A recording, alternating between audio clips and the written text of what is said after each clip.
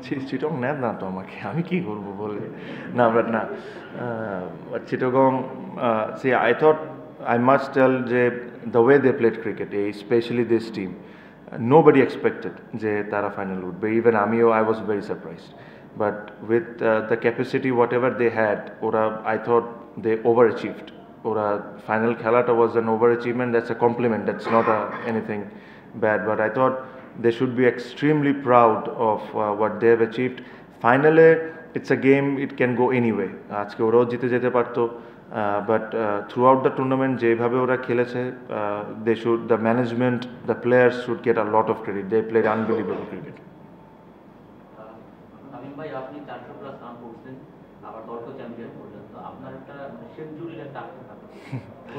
না না ভাই, আমি আজকে এক রানও করলেও যদি দল জিতে যেত, I was very happy.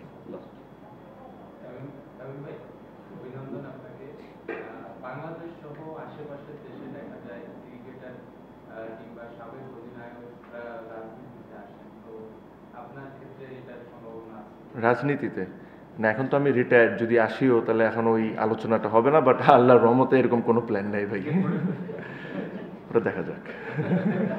যদি দেখা যায় যে বাংলাদেশ আসলে মাঠ থেকে অবসর নিচ্ছে, এরকম ক্রিকেটারের সংখ্যা খুবই কম আন্তর্জাতিক ক্রিকেট। আপনি আজ এমন একটা ম্যাচে আপনাকে সম্বর্ধনা দেওয়া হলো যেখানে আপনি লোকাল ক্রিকেটের একটা শিরোপা, মানে এই মিশ্রণটা এবং আন্তর্জাতিক ম্যাচের থেকে বিদায় সম্বর্ধনা দেওয়া হলো, বিসিবিকে আলাদাভাবে আপনি মানে থ্যাঙ্কস দেবেন কিনা, কিংবা নিজের ভিতর কিনা মনে হয়েছে কিনা যে আবারও সেই আন্তর্জাতিক? না না, আমার কাছে মনে হয় what BCB has done is very very, মানে I am very thankful to them.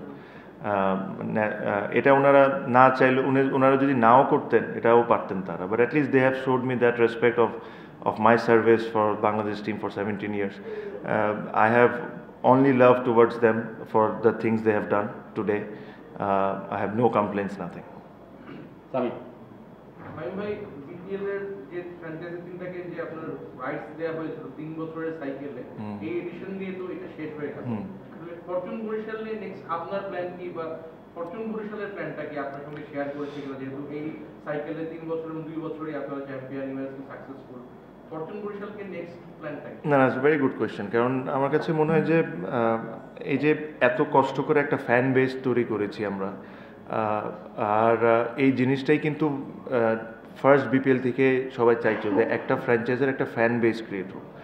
এখন আপনি যদি আইপিএলের সাথে, আমি আইপিএলের উদাহরণ একটা দিই, দেখেন ওই নিয়মটা কোনো সময় চেঞ্জ হয় না, ওই যে কোর প্লেয়ার্সরা কিন্তু সবসময় ওই টিমগুলোয় রয়ে যায়। হ্যাঁ ঠিক আছে যে 3 বছরের সার্কেল শেষ হয়ে গেছে, আরও 5 বছরের সার্কেলটা আসবে, বাট এই ফ্র্যাঞ্চাইজিগুলোকে ওর কোর প্লেয়ারকে রিটেন করার অপশানটা অবশ্যই দেওয়া উচিত। হ্যাঁ, রিটেন যদি আপনি একটা করেন তাহলে তো আপনার পুরা এতদিন ধরে যে জিনিসটা আপনি গড়ে তুলেছেন পুরো জিনিসটা নষ্ট হয়ে যাবে। অ্যাটলিস্ট যদি 5টা 6টা বা 4টা মিনিমাম অফ 4 যদি রিটেন করার সুযোগটা দেয়, তাহলে হবে কি, ওই যে ফ্যান বেসটা তৈরি হয়েছে এটা আরও গ্রো করবে, প্লেয়াররাও ওই ফ্র্যাঞ্চাইজিতে খেলতে কমফোর্টেবল ফিল করে।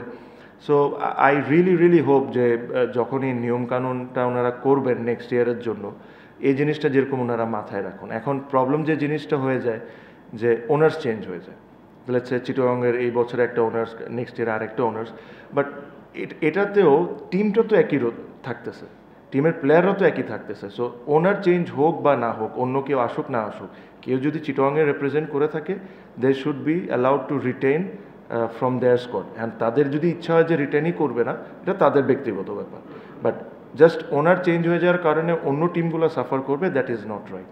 সো আমার কাছে মনে হয় অ্যাটলিস্ট মিনিমাম অফ 6 প্লেয়ার্সকে রিটেনশনশিপ যদি দেয়, তাহলে এই ধরনের ফ্যান বেস আপনারা যা দেখছেন এটা আরও গ্রো করবে। হ্যাঁ, ডান, থ্যাংক ইউ।